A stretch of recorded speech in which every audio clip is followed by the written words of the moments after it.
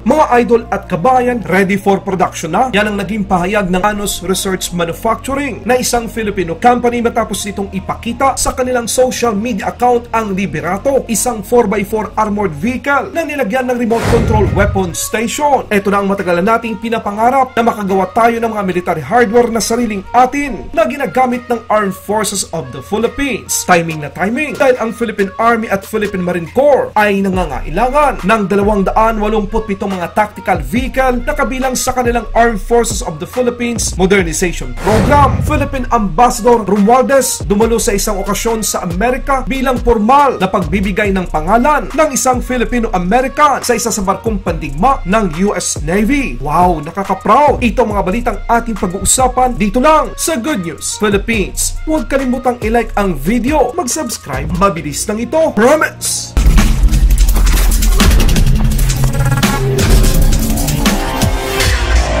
Ang ANOS Research Manufacturing na isang Filipino company ay inahayag sa kanilang social media account ang kanilang 4x4 armored vehicle ay handa na para sa produksyon. Ibig sabihin nito mga kabayan, eto na ang matagal nang inaantay nating mga Pilipino na makagawa tayo ng sarili nating mga kagamitan sa depensa ng mas marami at ginagamit ng Armed Forces of the Philippines. Ayon sa post ng ANOS Research Manufacturing sa kanilang official Facebook page, pinangalanan nila ang kanilang 4x4 armored vehicle na Liberato. Kitang-kita rin na nilagyan din ito ng isang remote control weapon station. At kung gaano kalaki ang Liberato kung ikukumpara sa mga ordinaryong sasakyan. Sa kasalukuyan, naghahanap ang Philippine Army ng mga light tactical vehicle na umaabot sa 200 units at ang Philippine Navy Marine ay naghahanap naman ng 87 tactical combat vehicle sa ilalim ng Devised Armed Forces of the Philippines Modernization Program Horizon 2. Ito ay isang pagkakataon para sa ANOS Research Manufacturing na patunayan ang kalidad ng gawang Pilipino. Kapag ito ang napili at manalo para sa mga nasabing proyekto, malaking bagay ito upang makapagbigay ng maraming trabaho sa ating mga kapwa Pilipino at makakatulong din sa ekonomiya ng ating bansa. Dagdag na rin ang pag-usbong pa ng paggawaan ng mga kagamitang militar dito sa ating bansa. Isang patunay na kung kaya nila, kaya din nating mga Pilipino. Sa ibang balita naman, ito ang isa sa mga dahilan kung bakit kakaiba ang relasyon at pagkakaibigan ng Pilipinas at Amerika. Dumalo si Philippine Ambassador to the United States